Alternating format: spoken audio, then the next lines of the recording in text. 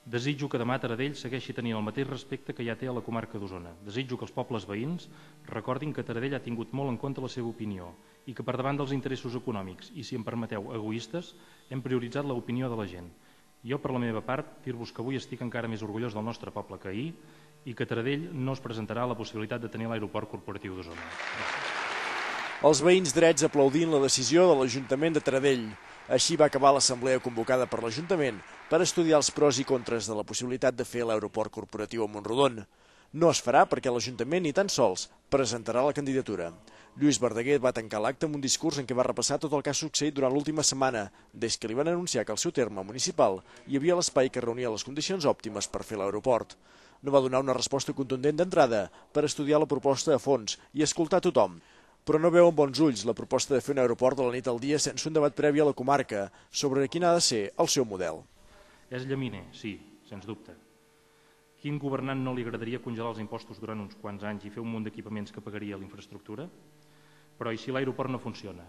Serem capaços de mantenir un nivell que no pertoca?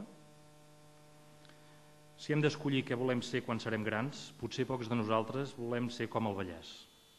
Potser alguns de nosaltres volem ser com el Ripollès, però crec que tots volem ser Osona per lo bo i per lo dolent.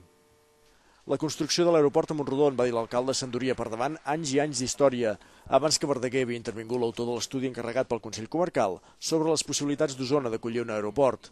L'enginyer aeronàutic Jordi Sales va posicionar clarament a favor, tenint en compte que als països europeus més desenvolupats hi ha una mitjana de 400 aeroports i a Catalunya només 10. Va dir també que en un aeroport corporatiu s'hi fan una mitjana de 3 operacions diàries i que a mig termini els aerotaxis seran a l'abast de moltes butxaques. Durant l'assemblea van entregar més de 1.300 firmes contra l'aeroport, recollides en una setmana.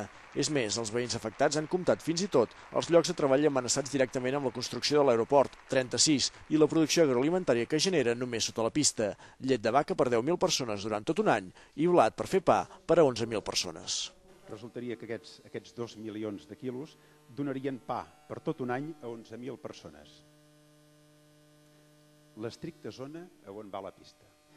Comptant que cada persona bevés mig litre de llet al dia, hi hauria llet per a una població de 10.000 habitants. Només els que es fabriquen, els que es produeixen en aquesta zona.